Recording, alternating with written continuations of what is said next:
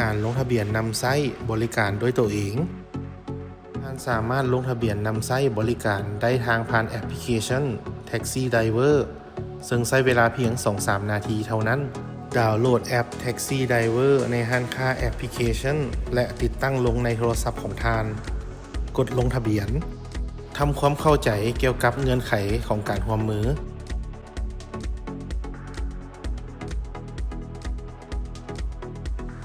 เลือกเมืองของทานระบุเบอร์โทรศัพท์ของทานและกดต่อไปจะมีสายโทรเข้าหาทานซึ่งบ่ต้องรับสายดังกล่าวแต่ให้ชื่อ4ตัวเลขสุดท้ายของเบอร์โทรนั้นและใส่มันเป็นรหัสบริการนี้ให้โอกาสในการดำเนินการออเดอร์ในสายงานการขนส่งหรือการบริการในชีวิตประจำวันถ้าทานจะรับออเดอร์ด้วยรถใหญ่ของทานให้กดที่แถบยานพาหนะของตัวกรุณาระบุชื่อนามสกุลเพศและวันเดือนปีเกิดของทาน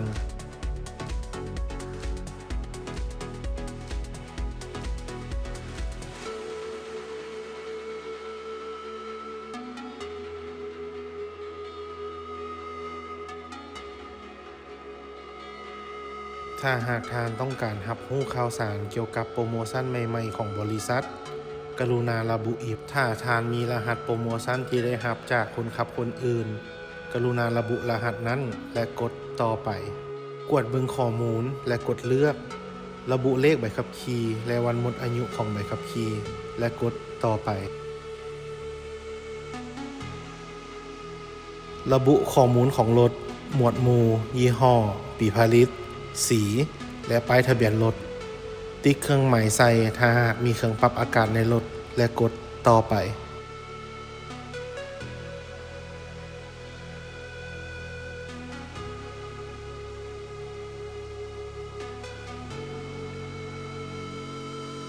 การลงทะเบียนของทานแมนสำเร็จแล้วซึ่งทานจะได้รับข้อความที่มีเลขล็อกอินและรหัสผ่านของทานกรุณาใส่ข้อมูลดังกล่าวเพื่อเข้าสู่ระบบในแอปพลิเคชันถ้าหากทานต้องการรับออเดอร์ในแขนงการบริการให้คลิกใส่แถบสกูตเตอร์รถถีบยางกดเบิ่งข้อมูลและกดเลือกระบุเลขรหัสบัตรประจำตัวของทานแล้วกดต่อไป